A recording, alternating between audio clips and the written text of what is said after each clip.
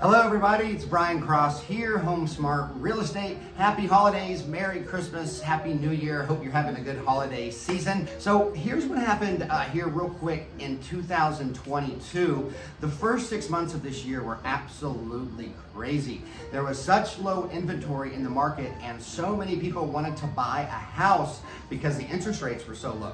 And people were going 20,000, 30,000, 40,000 over the ask price just to get into the house.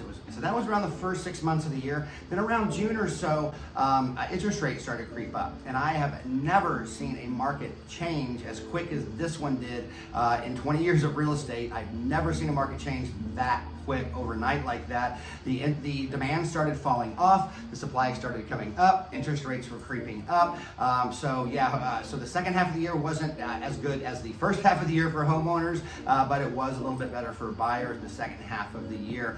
On an average, we went up 30% as a valley-wide market. We went up 30% on an average in 1 year. That is crazy. That is not sustainable.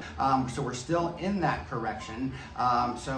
Interest rates are creeping up. We all know that. 7%, 6.5% still isn't that bad.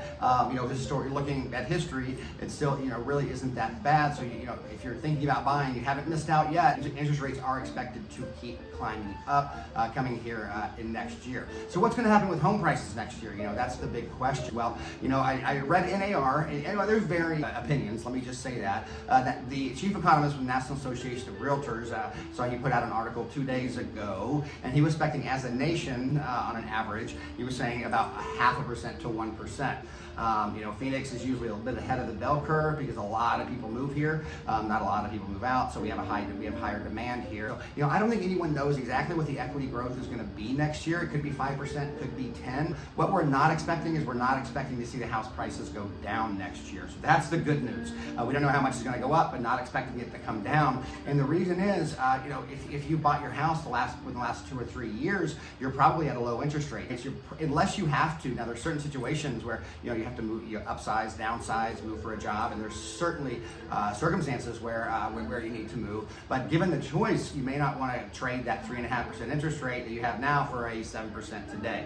We're probably not going to see a huge flood of homes hit the market, and a flood of homes could plummet prices. So inventory is going to creep up.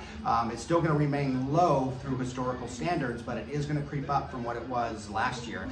We're expecting growth next year in 2023. I think how much growth is to be determined. 5%, 10% would be great. I'll take that all day long as opposed to going the other way.